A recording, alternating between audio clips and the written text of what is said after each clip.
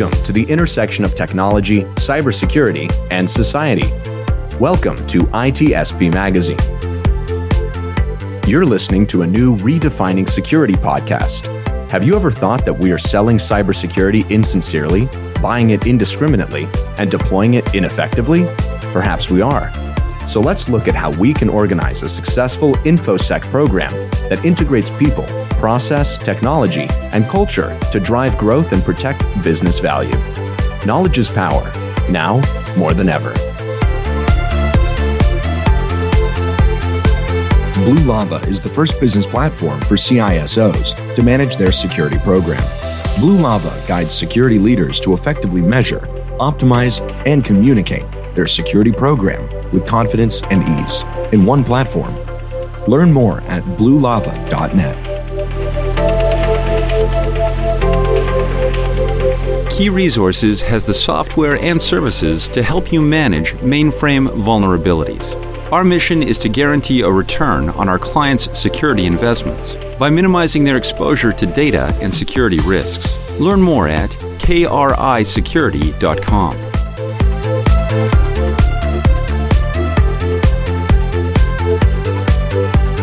I'm really excited to welcome a powerful force in the cybersecurity industry. We have Dr. Reem. She is the Digital Transformation Leader of Corporate Solutions and Digital Oil Fields at Kuwait Oil Company. Welcome to the show, Dr. Reem. Thank you so much, Shane and Marco. It's really a pleasure to be on your show again, and this time with one of my most favorite conferences, RSA, but this time virtual. This time is virtual. That's right. We'll look forward. Exactly. We'll look forward for the real one, next one, hopefully. So maybe for our audience, a little bit about yourself, a little introduction, what you're up to and what's your role in the industry. Okay. So I'm actually the cybersecurity, information security officer earlier in the Kuwait Oil Company. Today, I'm the digital transformation leader of corporate solutions and digital oil fields in Kuwait Oil Company. My role is actually being very contributing in the cyber industry for more than 2 decades today. And I'm not that old, just for the record. I have been working very much elaborately in representing my country in global and regional forums where we have threat intelligence sharing and collaboration when it comes to cybersecurity.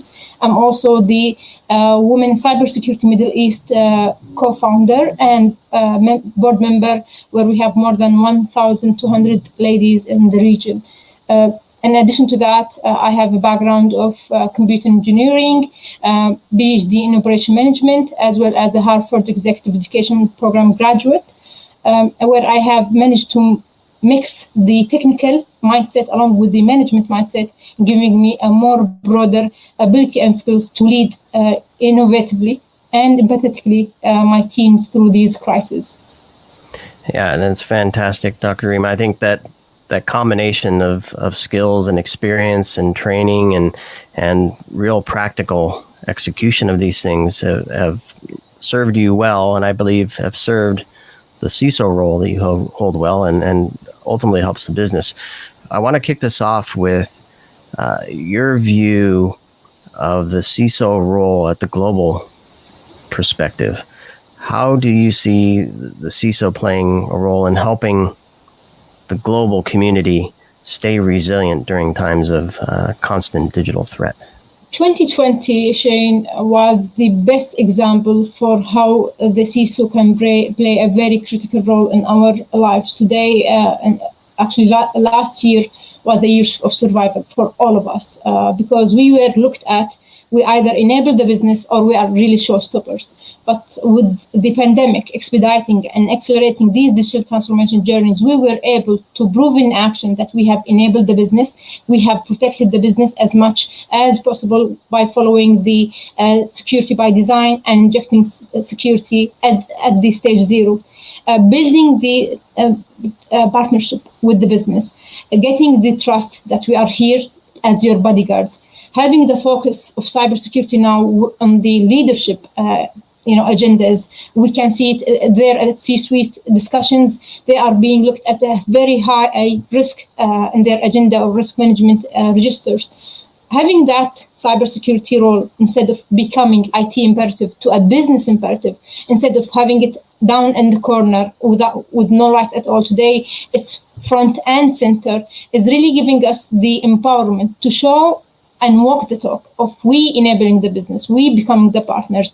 And it's not only about our business, even our lives, even our kids now with this digital era, we're now securing the society, spreading the awareness, even within our kids, giving them the ABCD of how you can be cybersecurity hygiene and spreading the same culture to our schools. So you can see me as a CISO also giving lectures to my kids' schools and how they can be, cybersecurity aware and be protected from these cyberbullying and all of that. This is a very powerful message, in my opinion, because as it has been a very hard year for everyone and the digital transformation, the acceleration, it also came at the right time. I feel like if it happened 20 years ago, it would have been a lot more problematic. By happening now, there was already that convergence of the business understanding the need for cybersecurity, the everyday people starting to grasp the need of being secure themselves in this connected world. So tell me a little bit about how the perception now maybe has changed at a global level when all the CISOs can actually coordinate together with the business and the government. To be honest, we have been working, I have a very great peers of network of CISOs in the industry and even outside the industry, globally, regionally, and locally. And I can see that such crises keep us all more closer, similar to any crisis. It's always get us more closer. Yes, the pandemic is with social distancing, but our bonds is always getting closer, and we have this virtual connectivity and all of this, worrying or having each other's back, especially when we talk about CISOs.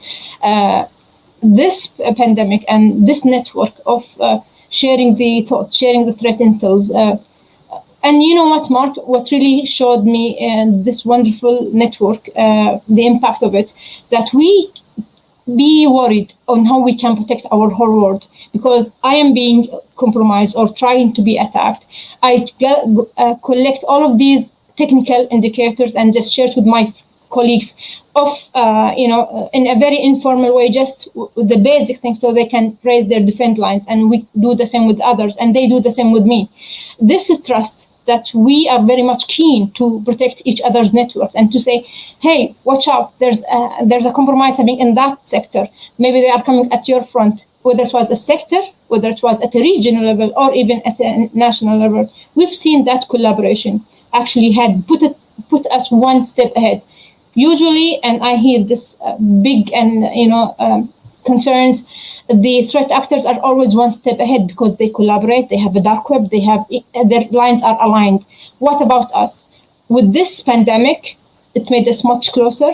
We have been sharing collectively these threat intels, and today with this collaboration, the good guys are hopefully one step ahead with this collaboration, with giving this heads up. So I always say, and this is like one of my favorite quotes, stronger together. With this togetherness, with this collectivity and collaboration, we'll be always stronger, especially in our community. Yeah, I love that message. And I think hopefully it resonates with a lot of people watching and listening to this as well. And I'd like to hang on that and maybe take a deeper dive as we look at you as a professional and you personally. How have you worked with that collaboration and perhaps adapted to some of the changes? How have you changed with the change in times? You leveraging the work you're doing with your peers or even just inside your own self? What have you done to adapt and persevere and be resilient? Shane, those who knows me, whether it was within my company or even within my industry or even at the global level, they know that I build relations. I never stick to a job title or a contract or even an agreement. I always build human relationship. This is me being an empathetic leader, being an empathetic person, and these relationships really last long, impacts better, and have a longer lasting, stronger reflections. So at the personal level, I have been very much connected with my peers, with my friends. Many of these CISOs has become very close friends of mine. We reflected to each other. We have burnout. Believe it or not, in the past year, I've been through so much burnout. It was like 10 times more than what we have faced during even our early years.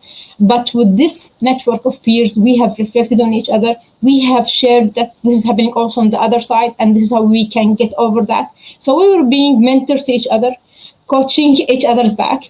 And on a personal level, this has contributed a lot in facing and overcoming and in a better and much enhanced way. We built our resilience together. My resilience today is actually a network and echoes of all of these contributions of my friends, of my circle peers, of CISOs and mentors that have really reflected, guiding each other's back. I learn from even my team members and I touch upon them. I'm very much worried on how they are working because I know that we are overwhelmed. So I always touch base on, are you okay? How's your family? How's your family back at home? So we keep touching on each other's back. We keep, checking on each other's back just to make sure that we are resilient enough to take over the coming waves of this pandemic. Yeah, and I want to take a moment here, Dr. Reem, because you're speaking to a community that you're part of at the CISO level and a global level and down to the local level. But you also do an amazing job with WIXME. So a brief word about that community that you've helped create and build and nourish and flourish, and a little bit about that, please. I will reflect you a resilience portion of WIXME. In Women's Cybersecurity, we were planning to have our conference in 2020. Then the pandemic came. So it was very much easy for us to say, let's postpone it to the next year because it's a pandemic, we cannot do it. But yet we have shown that if we are resilient enough, if we are a part of cybersecurity and we are a community players, then we need to stick to our plans and we need to show that we are really resilient in action rather than just in talks, and we need to walk the talk, simply. So we were able to run our first virtual annual conference in 2020 November. We were able to, I'm very much proud to say we have copycatted RSA conference layout where we have run 3 tracks on the same level. We had a CTF, a regional CTF on the region where it scored the highest number of competitors it ever happened. And it was led by women in the Middle East. This is huge for us. The numbers of women in that CTF exceeded 50%. Knowing that CTF is always male dominant. For us to score this 50% of women contributing to that CTF is also a record breaking for us. Another track was the conference itself. It was collaborated with this network that I have told you about, Shane and Marco.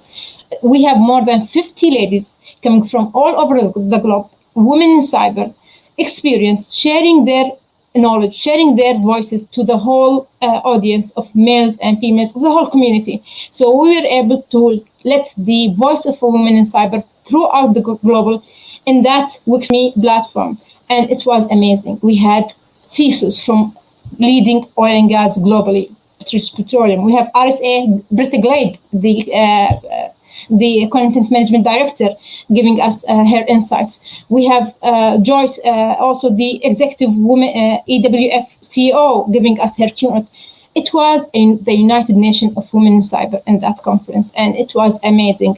The third track was introducing the first time ever the awards of women in cyber in the region. This was the first time women being recognized in the Middle East with 6 categories only in cybersecurity. This means a lot. And we were able to take them from that culture of being, very much hesitant from showing, am I good enough really to take that recognition? Am I confident enough to show this contribution? We were able to change history with these 3 tracks and made our women aware that you are valuable and see the other global women how they are leading. So we were able to change a memorable and make history in our region with the collaboration of our women around the globe. And this was the WIXME best resilience story that I can share with you in 2020. And that's a beautiful story. And I'm going to take the cue to close this conversation with this because it's a positive message. And I think to sum it up, resilience is not something that we can do by ourselves. Sometimes it's just too heavy on us. But when we have a community that we can count on, as you have brought many examples, that's when we can be much more resilient, much more effective, and again, working together. So Dr. Reem, thank you so very much. I'm sure you'll join us for many more conversation on ITSP Magazine. And it was a pleasure having you on. Absolutely. The pleasure is all mine. Thank you so much. Thank you. Key Resources has the software and services to help you manage mainframe vulnerabilities. Our mission is to guarantee a return on our clients' security investments by minimizing their exposure to data and security risks. Learn more at krisecurity.com. Blue Lava is the first business platform for CISOs to manage their security program. Blue Lava guides security leaders to effectively measure, optimize, and communicate their security program with confidence and ease in one platform. Learn more at bluelava.net. We hope you enjoyed this episode of Redefining Security podcast. If you learned something new and this podcast made you think, then share ITSPmagazine.com with your friends, family, and colleagues. If you represent a company and wish to associate your brand with our conversations, sponsor one or more of our podcast channels. We hope you will come back for more stories and follow us on our journey. You can always find us at the intersection of technology, cybersecurity, and society.